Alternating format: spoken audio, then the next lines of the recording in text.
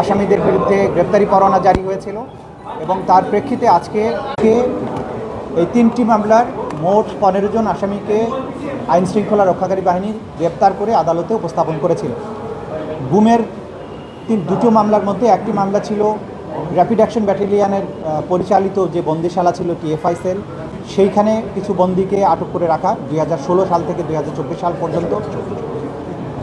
Total এইসব কতজন 14 জন বন্দীকে সেখানে গুম করে রাখার অভিযোগে যে মামলাটি ছিল সেখানে 10 জন আসামিকে হাজির করা হয়েছিল।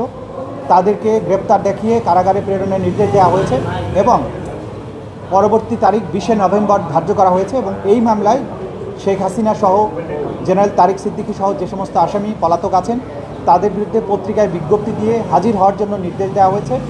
আগামী এক সপ্তাহের মধ্যে এই পত্রিকায় বিজ্ঞপ্তি দিয়ে তাদের হাজির হওয়ার জন্য বলা হয়েছে। পরবর্তী তারিখ নির্ধারণ করা হয়েছে 20 নভেম্বর। দ্বিতীয় যে মামলাটি ছিল সেটি হচ্ছে জেআইসি অর্থাৎ জয়েন্ট ইন্টারোগেশন সেল পরিচালিত বন্দিশালায় বেশ কয়েকজন ভিকটিমকে 2016 থেকে 2024 সালের আগস্ট পর্যন্ত 5 আগস্ট পর্যন্ত যাদেরকে বন্দি করে রাখা হয়েছিল 24 জন। সেই অভিযোগে যে সমস্ত আসামির বিরুদ্ধে মামলা হয়েছিল তাদের মধ্যে 13 জনের বিরুদ্ধে মামলা হয়েছিল, তাদের মধ্যে 3 জনকে আজকে হাজির করা হয়েছিল, বাকি 10 জন পলাতক আছেন। আদালত তাদেরকেও গ্রেপ্তার দেখিয়ে কারাগারে প্রেরণ করতে বলেছেন এবং আগামী 20 নভেম্বর ওই মামলারও পরবর্তী তারিখ নির্ধারণ করেছেন এবং একইভাবে পলাতক আসামিদের বিরুদ্ধে পত্রিকায় বিজ্ঞপ্তি প্রকাশের নির্দেশ দিয়েছেন 7 দিনের সময় দিয়ে। তৃতীয় মামলাটি ছিল রামপুরায় 18 এবং 19 জুলাই 2024 সালে গুলি করে, বিশেষ করে ওইখানে কিছু বিজিবি সদস্য যারা গুলি করে আন্দোলনকারীদের হত্যা করেছিলেন, মোট 28 জনকে হত্যার অভিযোগে ওই অভিযোগটি করা হয়েছিল। সেই মামলাটিতেও আসামিদেরকে কারাগারে প্রেরণের নির্দেশ দেওয়া হয়েছে এবং পরবর্তী তারিখ নির্ধারণ করা হয়েছে 5 নভেম্বর।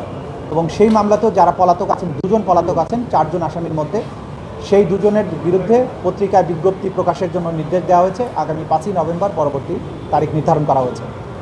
আজকে যাদেরকে উপস্থিত করা হয়েছিল তাদেরকে গ্রেপ্তারের ব্যাপারে, বিচারদের সোপর্দ করার ব্যাপারে আইন শৃঙ্খলা রক্ষাকারী বাহিনী যেমন কাজ করছেন তেমনিভাবে বাংলাদেশের হিসাবে আমরা যাদেরকে মনে করি বাংলাদেশ সেনাবাহিনী, তারা এই আদালতের প্রক্রিয়াকে সাহায্য করেছেন।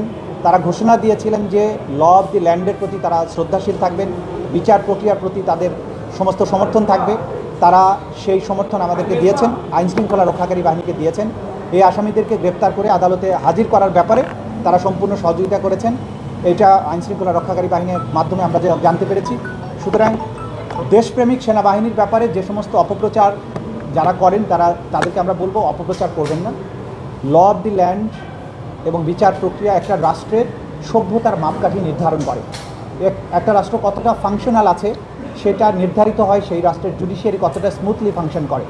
সুতরাং রাষ্ট্রের বাহিনীগুলো আমাদের এই বিচার প্রক্রিয়াকে সমর্থন করা, তাকে স্মুথলি পরিচালনার ব্যাপারে যেটা করেছেন, এটা প্রসিকিউশনের পক্ষ থেকে আমরা সবাইকে যারা এই প্রক্রিয়াকে সাহায্য করছেন তাদের সবার প্রতি আমাদের কৃতজ্ঞতা জানাচ্ছি। তারা যেমন জুলাই আগস্টে নিরস্ত্র ছাত্র জনতার উপরে যে পরিচালিত হত্যাযজ্ঞের সময় তারা যেমন রুখে দাঁড়িয়েছিলেন বা মাঝখানে ভূমিকা পালন করেছিলেন, যেটা জাতি স্মরণ করে, একইভাবে এই বিচার প্রক্রিয়ার ক্ষেত্রে তারা তাদের সহযোগিতা করছেন, আইনের প্রতি তাদের শ্রদ্ধা দেখিয়েছেন। এটাও আমরা এই আজকের এই সময়ে আমরা উল্লেখ করতে চাই। এই পর্যন্ত আজকের আমাদের বক্তব্য ছিল। Thank you. ওনাদেরকে কি গ্রেপ্তার করা হয়েছে না ওনারা আত্মসমর্পণ করলেন? ওনাদেরকে আইন শৃঙ্খলা রক্ষাকারী বাহিনী গ্রেপ্তার করে আজকে আদালতে উপস্থিত করেছে। তারা এখন যেহেতু আজকে আইনজীবীরা হাজির হয়ে তাদের পক্ষে ওকালতনামায় স্বাক্ষরের অনুমতি নিয়েছেন, তারা বলেছেন জামিনের আবেদন করতে চান। আদালত বলেছেন যেহেতু জামিনের আবেদন একটা প্রক্রিয়ার ব্যাপার আছে, প্রথমে ওকালতনামায় তারা সিগনেচার নেবেন, তারপরে নিয়মিতভাবে আবেদন করবেন। আদালত বলেছেন যে আবেদন থাকলে আপনারা রেজিস্ট্রার অফিসে আইন অনুযায়ী দাখিল করবেন, পরবর্তী তারিখে যদি কোনো আবেদন থাকে তখন সেটা তারা শুনানি। আর কোনো আবেদনই আজকে দাখিল হয়নি। তারা মৌখিকভাবে আসামিদের সাথে কথা বলার বা প্রিভিলেজ কমিউনিকেশনের জন্য আবেদন করেছিলেন, আদালত সেটা মঞ্জুর করেছেন। বাকি যে সমস্ত আবেদন তারা ফাইল করার কথা সেটা যথাযথ প্রক্রিয়ায় ওনারা দাখিল করবেন, করলে তখন প্রক্রিয়া অনুযায়ী সেটা শুনানি। কোন কারাগারে যাবেন? আইন অনুযায়ী তাদের স্ট্যাটাস নির্ধারিত হবে। আপনারা জানেন যে আন্তর্জাতিক অপরাধ ট্রাইব্যুনালের আইন সর্বশেষ সংশোধিত হয়ে সর্বশেষ যে পর্যায়ে আছে সেখানে যেভাবে বলা আছে যে আসামি গ্রেপ্তার হলে তাদের কি স্ট্যাটাস হবে, আইন নির্ধারিত পন্থাই সেটা নির্ধারিত হবে। আমরা আগেও বলেছি এই ব্যাপারে। সেটা আদালত নির্ধারণ করবেন, সেটা ভবিষ্যতে যখন আবেদন আসবে বাস্তবতার নিরিখে আদালত যেটা ভালো মনে করবেন, যেটা বিচার প্রক্রিয়াকে স্মুথ করবে, সব কিছু মিলিয়ে কনভিনিয়েন্ট হবে, সেটা আদালতের নির্দেশ অনুযায়ী যা হবার সেটা হবে। বাকি বিষয়গুলো কারাগারের বিষয় আছে। কারাগারের ব্যাপারটাতে তাদেরকে কাস্টডিতে প্রেরণের নির্দেশ দেওয়া হয়েছে। কাস্টডিতে প্রেরণ মানে হচ্ছে কারা কর্তৃপক্ষের অধীনে তারা চলে যাবে। কারা কর্তৃপক্ষ তাদেরকে কোথায় রাখবেন, অর্থাৎ কোন জেলে রাখবেন, কোন সাব জেলে রাখবেন, ঢাকায় রাখবেন না চট্টগ্রামে রাখবেন না অন্য কোথাও রাখবেন, এটা অ্যাবসলিউট অথরিটি অর্থাৎ সরকারের। আদালতের কাজ হচ্ছে তাদেরকে কাস্টডিতে পাঠিয়ে দেওয়া। কাস্টডিটা মেনটেন করেন রাষ্ট্র বা স্বরাষ্ট্র মন্ত্রণালয় অথবা মোর স্পেসিফিক্যালি তারা অধিদপ্তর। তাদেরকে কোন কারাগারে রাখবেন সেটা